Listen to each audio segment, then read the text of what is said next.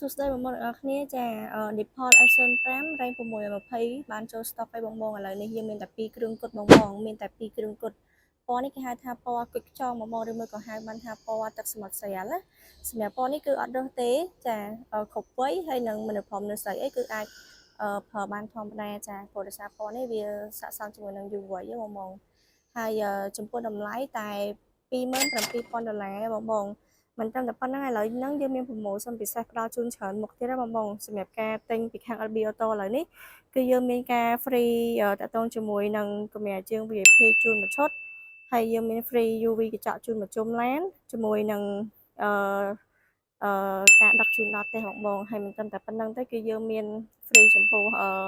ខ្សែសាកថ្មជូនទៀតណាបងយើងតម្លៃដល់ផ្ទះជូនទៀតហើយចំពោះការធានាអីគឺយើងធានារយៈពេល1ឆ្នាំជូនត្រឹមត្រូវបងច្បាស់លាស់ពីខាង LB Auto បងហើយបងអញ្ជើញជាពីខាង LB Auto ទៅគឺមានទំនុកចិត្តដោយសារតែនៅខាង LB Auto យើងមានទីតាំងច្បាស់លាស់ត្រឹមត្រូវយើងមាន showroom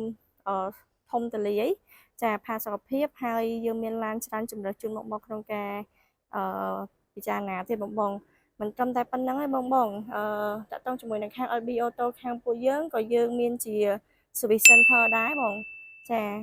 service center គឺនៅខាងក្រោយនេះគឺយើងមាន3ផ្លាស់បង service center គឺយើងមាន service center មានការបដូរប្រេងមានអីត្រឹមត្រូវច្បាស់លាស់មកសម្រាប់រថយន្តប្រភេទសាំងហើយចំពោះការ check maintenance អីទូទៅគឺបងអញ្ជើញយកមកខាង LB Auto បានបងយើងមាន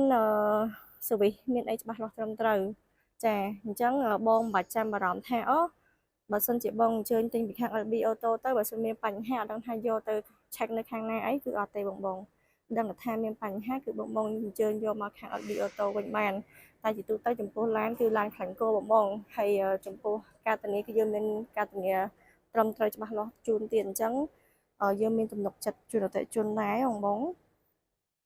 ចាំបងអាចមកមើលកលេចមកមើលរៀងរថយន្តប្រភេទពួក Default Action 5 rank 620គីឡូនេះបានបងចំពោះតម្លៃតែ$27,000បងឬរាន់ឡើងមានតែ2គ្រឿងគត់បងមកមុនបានមុនមកក្រោយបានក្រោយបងមិនត្រឹមតែប៉ុណ្្នឹងឯងបងបើសិនជាក្នុងករណីថ្ងៃក្រោយបងចង់វាយដូររថយន្តយកសេរីថ្មីអីបងអាចយកមកខាង LB Auto ពួកយើងវិញបានណាបងអញ្ចឹងបើសិនជាបងមានចំណាប់អារម្មណ៍ទៅលើប្រភេទពួករថយន្ត Default Action 5 620គីឡូម៉ែត្រនេះបងអាចតាក់ទងមកតាមរយៈនាងខ្ញុំសុផានិត LB Auto បានណាបងតាមរយៈលេខទូរស័ព្ទនៅខាងក្នុងវីដេអូនេះឬមួយក៏បងអាចអញ្ជើញមកមើលផ្ទាល់នៅ LB Auto ដែលមានអាស័យដ្ឋាននៅលើផ្លូវអញ្ញាម៉ងរទ្ធីកែងស្តុបអេអន2បងអញ្ចឹងកុំភ្លេចតមកតាមរយៈនាងខ្ញុំទាំងអស់គ្នាផងណាបងអរគុណច្រើនបាយបាយបង